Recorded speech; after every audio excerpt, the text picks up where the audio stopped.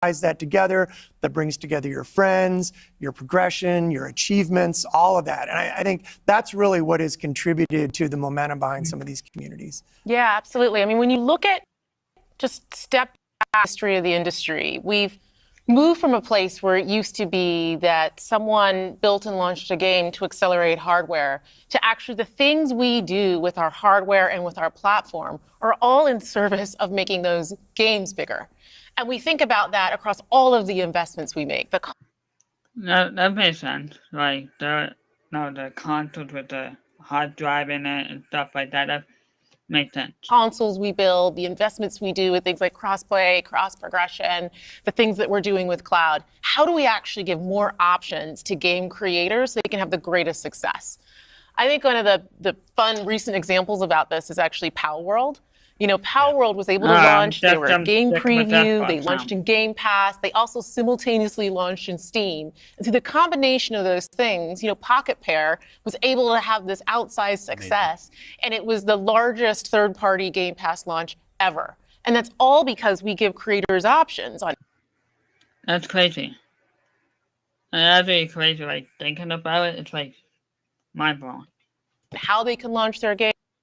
We've got subscription, we've got free to play, we've got game preview, we have the consoles, we have our experience on PC, and they can access all of those things. And when we step back and we just look at the performance of our platform all up, we know it's working. We're at the highest level of users on console, the highest level of users on PC, the highest level of users on cloud ever. We have double-digit growth rate on PC and cloud, places where we're in creators to actually reach new players beyond the console ecosystem. And that's why we're leaning into it and doing more, because we see all those signals. So we're talking about the role that hardware plays for creators, for the games and those communities. What about the role that hardware plays for us, for Xbox? When we look at our hardware, it really is, and Phil said this here, it's where you get like the most flagship seminal experience of Xbox. And it also represents a developer target. Our developers can build the specs of our hardware, and we invest to make sure they know when they do that, that the games are going to run great on our hardware, but they're also going to be able to be accessed across any screen because of all the other investments we make. That makes sense though, like when it drops the game, it'd be on PS5 and Xbox and stuff like that, so that makes sense. So we're giving them easy ways as many players as possible. And we actually have more creators right now building for Xbox than ever before by nature, thousands of them by nature of those investments.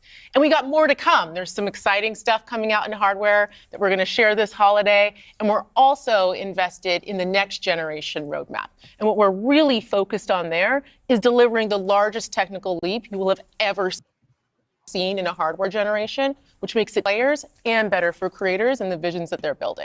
And then when we're talking about hardware too, there's these other considerations that are really important to our community, probably to each one of ourselves as well.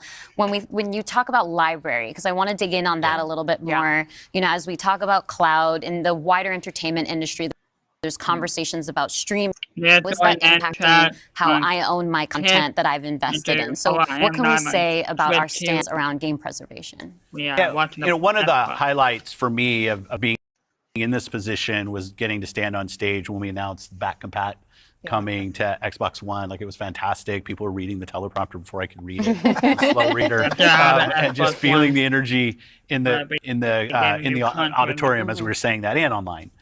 You know, one of the cues I think us as being part of Microsoft take is looking at Windows and how Windows over decades has maintained software compatibility with things that are built on it. Like, I can still go back. One thing that should fix, I'm gonna be honest, chat, when you play on like your computer or whatever, cause I do have like a second computer, the should fix like the fuzziness in that when you're playing the game, they should not have that.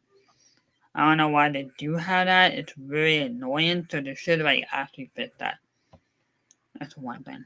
I can play some of the games that I love playing on Windows from decades ago, and it will still run. And we try to bring that same view to consoles. It's harder because the line between what the hardware is and what the game is in consoles is traditionally, it's tighter, which makes compatibility, you end up doing these generational compatibilities that we've built. But I will say compatibility, the ability to not only play the games, but my saves are still there with our cloud save systems to try to keep the services up as long as we can so that people can play is a tenet of what we are as Xbox. It's at our foundation. And when we look at future hardware generations and what we're going to support, making sure that we respect, which is the word I use, respect the investments that people have made in Xbox going forward is fundamental. And the fact that you get entitlements when you buy a game from us on both Windows and Xbox also means you have the ability to play that game across a multitude of devices, which I think furthers the compatibility of the games that you own.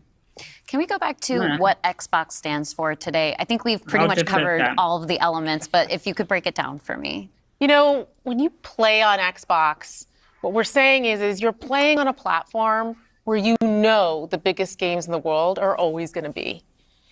You're playing on a platform where you get to access Game Pass. And all of the games from our incredible range of studios will always launch in Game Pass day one.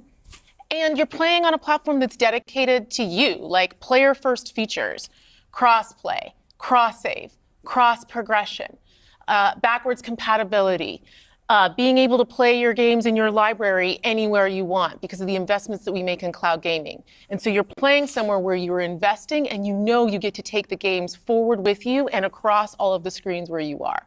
And I think most importantly, Xbox is a place where you know when you're investing in Xbox, you're investing somewhere that is dedicated to making games more successful and creators more successful so that they can invest more to bring even better experiences to you all of the time.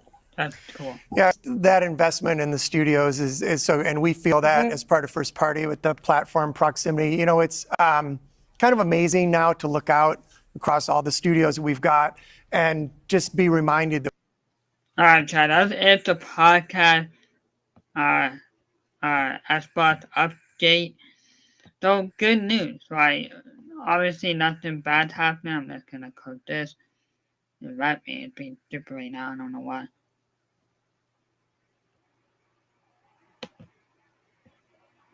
Wow, oh my god, dude, the computer. I'm gonna flip chat. Wow. Thank you, holy shit. I think I'm getting mad at the whole stream because of my computer being stupid. So, it's good news. I don't see anything bad at all, so I guess I'm sticking with the Xbox. I thought things were gonna turn freaking rough and I might have to go with the PS5, but you know, I knew something wasn't adding up, and they just want to make more money. You know, they want to balance out and have a bunch of players play together. You know what I mean? So it made sense, and obviously Game Pass is not going nowhere and stuff like that. So it made sense, you know.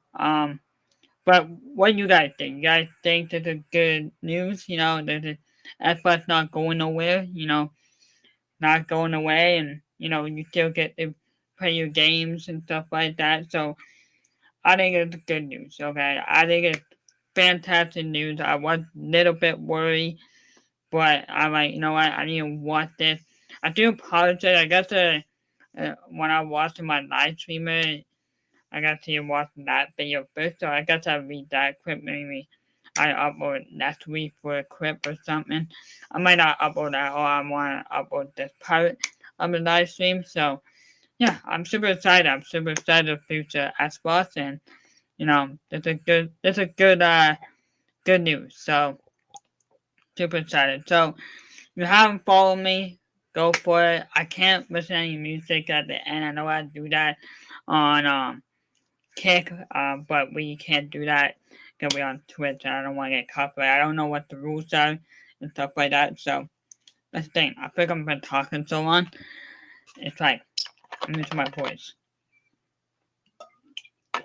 Alright, chat. I'm gonna end here. I hope you guys do good. Keep playing your Xbox. You don't have to switch.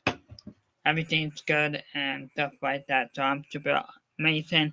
And I hope you guys enjoy this live stream. I know it's not a gaming live stream on Twitch. I do apologize. But next week we're back to gaming stuff. I might do more reaction stuff and on Twitch too. So yeah. So that's it. Please drop a like. And I will see you guys soon. So peace out. Peace out.